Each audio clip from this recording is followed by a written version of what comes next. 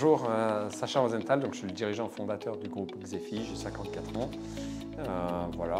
C'est un groupe que j'ai créé en informatique, j'ai démarré en 97.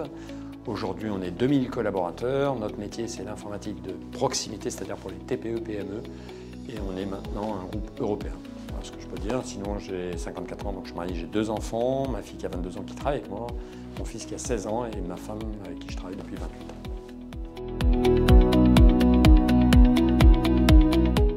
Oui, à plusieurs reprises, j'ai senti ce flow a posteriori, je peux me le remémorer.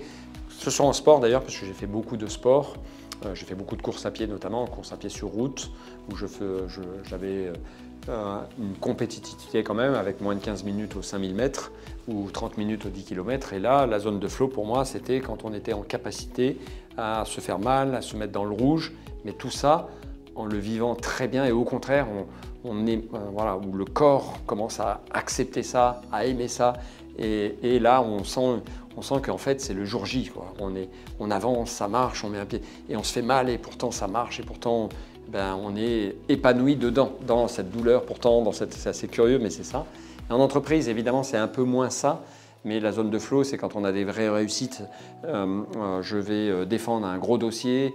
Il y a 8 personnes devant lui. Ça m'est arrivé sur un dossier énorme, un dossier à 2 millions d'euros, ce qui est rare dans notre métier. J'ai 8 personnes en face de moi et je défends qui on est, notre entreprise, et je vois que ça passe et qu'on arrive à vraiment parfaitement coordonner notre discours et évidemment fédérer les gens autour, etc. Et on sent que ça se connecte et puis quelques jours plus tard, on a la réponse. Et voilà, oui, on était dans la zone de flow. C'est ça la zone de flow, c'est quand tout est aligné entre qui nous sommes, notre performance, ce qu'on voulait dire et la réussite qu'on a derrière. Cet alignement, c'est ça la zone de flow. C'est pourquoi on a travaillé et tout s'aligne.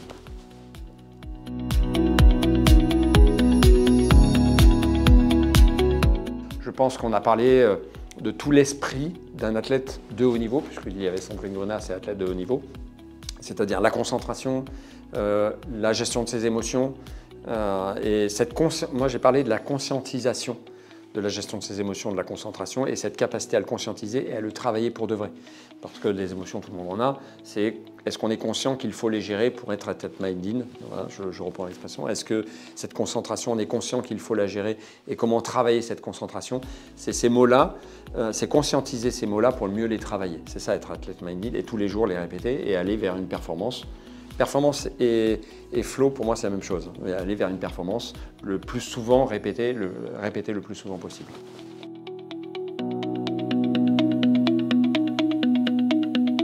J'ai 2 façons de le cultiver. La première, j'écris souvent des méthodologies de ce qui marche pour les répéter. Ça, c'est un peu mon obsession depuis pratiquement 30 ans maintenant. Donc j'ai des méthodologies, que ce soit d'ailleurs comment on fabrique des managers, on répète, ou comment on a de la performance en management, hein, c'est-à-dire en clair comment on fait. Le management, c'est quoi? C'est faire réussir les gens. Comment on fait réussir les gens? Faut trouver les bons mots, etc. Donc ça, c'est une façon de quelque part d'industrialiser la performance. C'est un très beau mot, mais c'est ça. Et puis j'utilise beaucoup d'adages, de citations, mais qui sont profondes, qui me correspondent. Par exemple, j'en ai une qui me correspond bien, c'est l'art de vaincre se perd dans l'art de subsister, pour se remémorer qu'à chaque fois, il ne faut pas juste essayer de s'en sortir, mais de réussir. Donc, et vraiment, entre des méthodologies, des petites citations, en général, on arrive à continuer à maintenir ça. Et puis, dernière chose, enfin, j'essaye de transmettre et d'avoir des sessions de partage de méthodes. Parce que mine de rien, au moment où on transmet, on s'améliore soi-même, on clarifie encore ses idées et on est sûr de pouvoir répéter de la performance.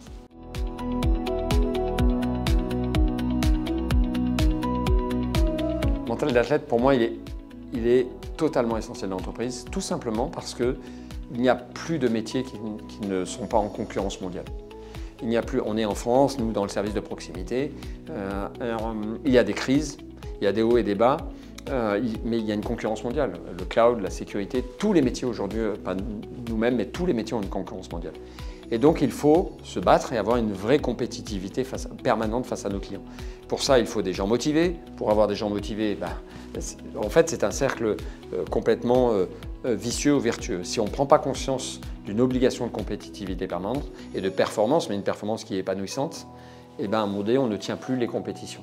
On ne peut pas développer de l'emploi durable avec des salaires cohérents, des emplois de l'emploi durable et des salaires. On ne peut pas développer ça parce qu'en face, la compétition dans tous les domaines, elle est devenue mondiale. Une entreprise est obligée d'être performante, obligée d'être compétitive, obligée d'être combative. Mais il faut en prendre conscience parce qu'il faut fabriquer une compétitivité, une combativité qui ne va pas contre l'homme. C'est l'inverse, qu'il soit épanouissante. Donc c'est une obligation.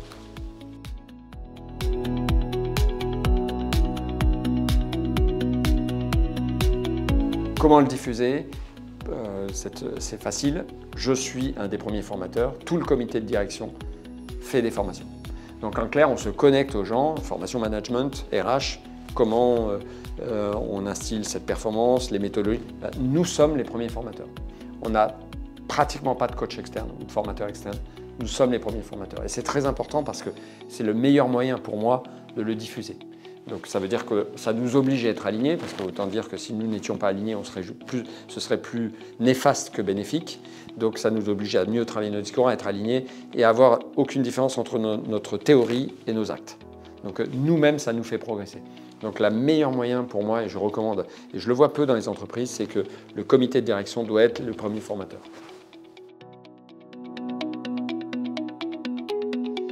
Les bénéfices observés de notre entreprise sur un marché, et notamment particulièrement, alors d'une manière générale, et dans les périodes de crise, on a rarement des crises.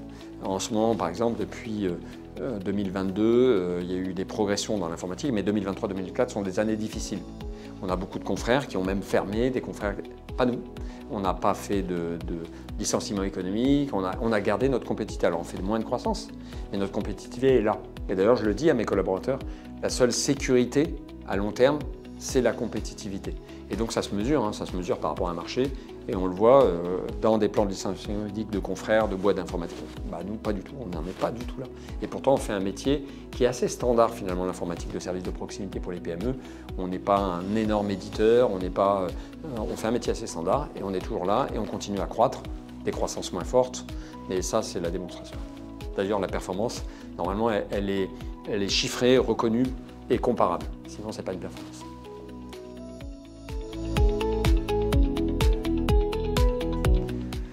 L'art de vaincre se perd dans l'art de subsister.